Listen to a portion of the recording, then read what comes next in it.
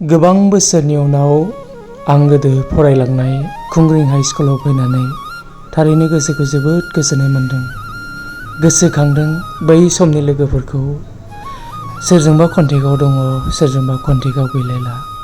सोर सोर मा मा खामानियाव एक्टिभ जानानै दङ बेनिबो जेबो खबर गैलायला।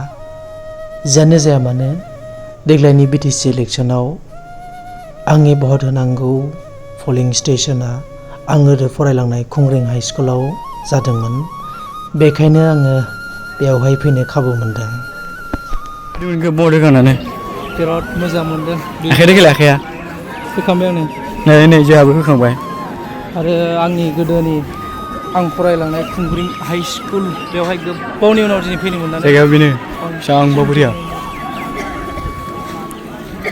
आलाबायदि बरियाखा बेंखननानै गिदिंखांबायना बिराद मोजांलै जायगाया फाग्लासो। मा जादों? गोथाव जादों जाफेरि बुस्थु। मा बुस्थु बे? माइब्रानि ओंखामनो। माइब्रा ओंखाम। बबे जायगायाव दंफैयो नोंलाय? खुंग्रिंआ। खुंग्रि माइब्रानि ओंखाम फार्स्ट टाइम। जोंनि गामिनि लामा लोगोफोर बियो। आंनि जोनोम जायगानि ससे थांबानो आंनि जोनोम जायगाखौ मोनहैबाय। बिराद गोबावनि उनाव दिनै फैदों। भट होफैदोंमोन। बिराद गोबावनि उनाव हाई स्कुलखौ नुहैबाय, जोनोम जायगाखौ नुहैबाय। जिरि जिरि बोहैनाय दैमानि। नैबे एल पि स्कुला आं गोदो फरायनानै थांनाय।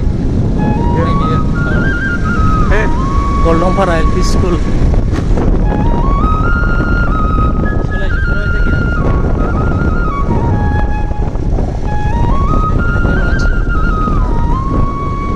मा लाखिदो? बेनो। ओइ मा?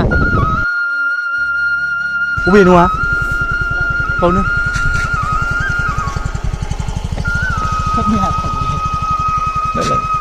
मोननैयावबो।